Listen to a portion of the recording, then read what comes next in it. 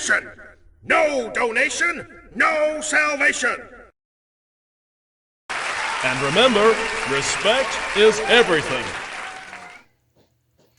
Okay, we are back, and today we're going to look at something a little special. This is Kitt from Knight Rider. Yeah, I decided to go back and update one of my...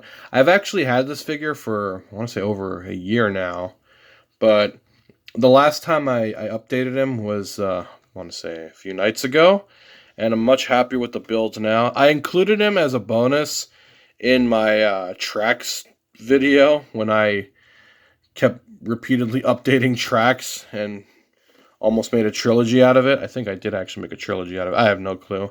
And then he was supposed to protect me from the Matador, who tried to kill me.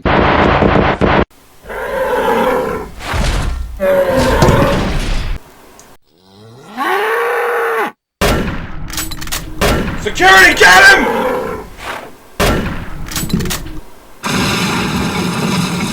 We need a medic! But, oh well, I let it go, and Kitt is now our new head of security again, because, you know, he's done what he needs to do. He's been rehabilitated, and hopefully will be much more responsive. Anyway, but yes, he's Kitt from Knight Rider. He's basically just a modified Pontiac Trans Am from the early to mid-1980s. Kind of like Windcharger. In fact, that's exactly what Windcharger was. But I decided to do Kitt because I wanted an excuse to build a black Firebird as a Trans Am. As a Transformer. Ooh, that is not going to sit well with me later in editing. Yeah, here he is. If you're not familiar with Knight Rider, it's basically a TV show from the 80s about a talking car and some dude who had his identity changed, played by David Hasselhoff. And they fight crime, and, you know, the car has, like, all these abilities and can jump through stuff and is, like, almost completely indestructible. And if you're familiar with Knight Rider, I don't need to fill you in any further. But yes, the base car was a 82 to 85 Pontiac Trans Am, but it was modified with a special interior and a front nose cone. I will include photos in the video, but for physical reference, here's a Pontiac Firebird Hot Wheels car. Please ignore the nature of it. I've been trying to customize it and make it my own, but yes, this is basically the base car, and then here is the Knight Rider version. This is a custom version that I've been working on. They do make a Knight Rider Hot Wheels car. It's just I've been painting it up to look. It's a long story, but if you guys do want to see my custom Hot Wheels cars and other die-cast cars, let me know, and I'll gladly film those. Let's get to transformation. Alright. We're going to start with, let's see, where do we want to start? Oh yeah, one of the updates I made from the original version I built is I finally gave him the proper back window, because old school Firebirds had these really huge, kind of like hatchback windows for the trunk, and I always thought they looked awesome.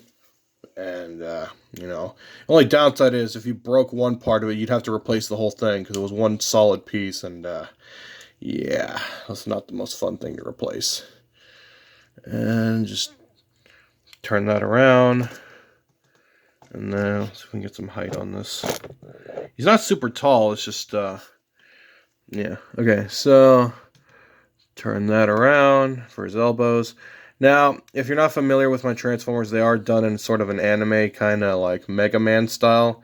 So, no surprise, I had to fake the chest on his hood. And I know he has red eyes, but he is actually, well, if he were in my universe, he would be an Autobot. But, you know, he doesn't really have a place in my universe. He's more of a character in my little side story thing with the Matador. But yeah, so here he is in his ooh, if you look at the light, it kind of does the scanner effect.